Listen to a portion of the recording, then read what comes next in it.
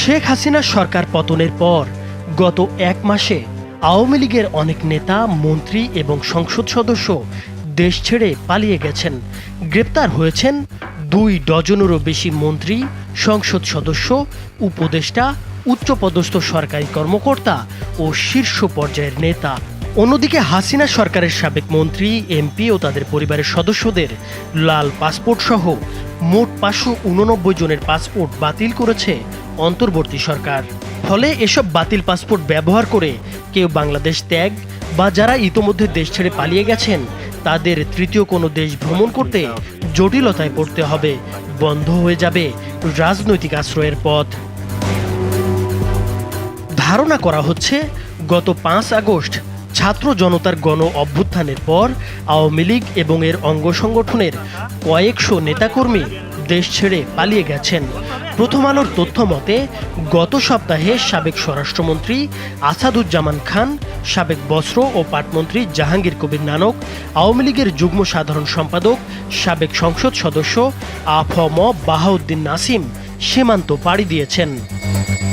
একটি কথা বলতে চাই, ছাত্রলীগের সভাপতি সাদ্দাম হোসেন, সাধারণ সম্পাদক শেখ ওয়ালি আসিফ ইনান, ঢাকা বিশ্ববিদ্যালয় ছাত্রলীগের সভাপতি মাঝহারুল কবির শয়ন সহ ছাত্রলীগ, যুবলীগের অনেকেই ইতোমধ্যে দেশ ছেড়েছেন। বাংলাদেশ ছাত্রলীগ থাকবে।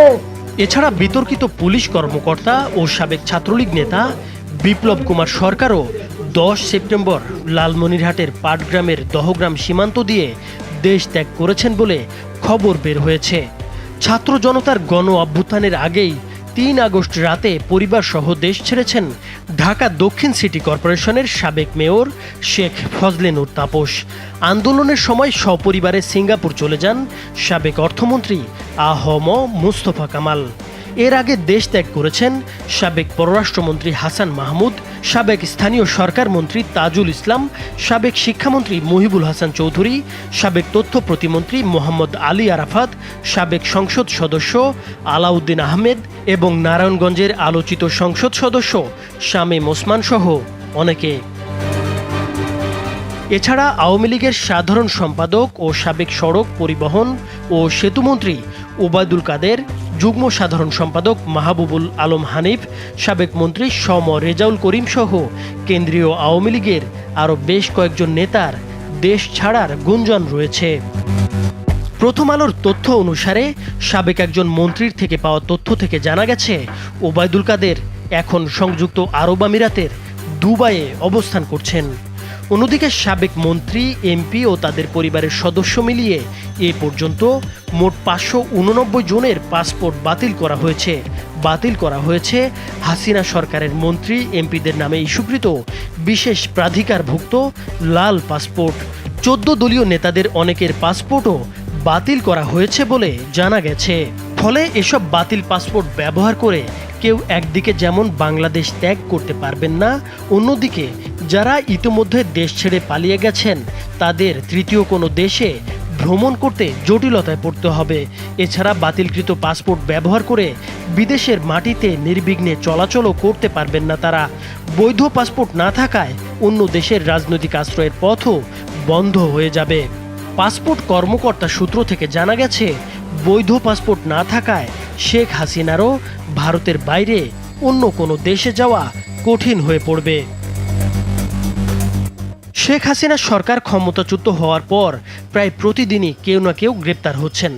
গত মঙ্গলবার পর্যন্ত মোট 30 জন আওয়ামী লীগের সাবেক মন্ত্রী, সংসদ সদস্য, নেতা এবং উচ্চপদস্থ সরকারি কর্মকর্তা গ্রেপ্তার হয়েছেন। গত সোমবার হত্যা মামলায় গ্রেপ্তার হয়েছেন সাবেক সংস্কৃতি মন্ত্রী আসাদুজ্জামান নূর এবং সাবেক বেসামরিক বিমান পরিবহন ও পর্যটন প্রতিমন্ত্রী মোহাম্মদ মাহবুব আলী। এছাড়া সাবেক রেলমন্ত্রী নুরুল ইসলাম সুজন, 71-এর ঘাতক দালাল নির্মূল কমিটির উপদেষ্টা মণ্ডলীর সভাপতি শাহরিয়ার কবিরও গ্রেপ্তার হয়েছেন। এর আগে সাবেক আইনমন্ত্রী আনিসুল হক, সাবেক প্রধানমন্ত্রীর বেসামরিক শিল্প ও বিনিয়োগ উপদেষ্টা সালমান এফ রহমান এবং শেখ হাসিনার সাবেক জ্বালানি, খনিজ সম্পদ ও বিদ্যুৎ বিষয়ক উপদেষ্টা তৌফিক-ই এলাহি চৌধুরী ও সাবেক জনপ্রশাসন মন্ত্রী ফরহাদ হোসেনকে গ্রেপ্তার করা হয়েছে। গ্রেপ্তার হয়েছেন সাবেক তথ্য প্রযুক্তি প্রতিমন্ত্রী জুনায়েদ আহমেদ পলক, সাবেক ডেপুটি স্পিকার শামসুল হক টুকু, সাবেক বাণিজ্য মন্ত্রী টিপু মুন্সি, সাবেক শিক্ষামন্ত্রী ডক্টর দীপু মনি, আওয়ামী লীগের সাংগঠনিক সম্পাদক আহমদ হোসেন, সাবেক মুক্তিযুদ্ধ বিষয়ক প্রতিমন্ত্রী এবি তাজুল ইসলাম, সাবেক তথ্যমন্ত্রী হাসানুল হক ইনু, সাবেক পর্যটন ও বেসামরিক বিমান চলাচল মন্ত্রী রাশেদ খান মেননও গ্রেপ্তার হয়েছেন। ক্ষমতাচ্যুত সরকারের মন্ত্রী, প্রতিমন্ত্রী এবং আওয়ামী লীগের নেতৃবৃন্দ যেমন গ্রেপ্তার হয়েছেন, তেমনি সাবেক অনেক সরকারি কর্মকর্তাও আটক হয়েছেন। এদের মধ্যে সাবেক 2 আইজিপি আব্দুল্লাহ আল মামুন এবং AKM শহীদুল হক সহ পুলিশের বেশ কয়েকজন কর্মকর্তাকে গ্রেপ্তার করা হয়েছে। এছাড়া আলোচিত সেনা কর্মকর্তা, ন্যাশনাল টেলিকমিউনিকেশন মনিটরিং সেন্টার NTMCর সাবেক মহাপরিচালক মেজর জেনারেল জিয়াউল আহসান, চট্টগ্রাম বন্দরের সদ্য সাবেক চেয়ারম্যান রিয়ার অ্যাডমিরাল মোহাম্মদ সোহাইলকেও গ্রেপ্তার করা হয়েছে। নাইমুর হোসেন, মাছরাঙা টেলিভিশন।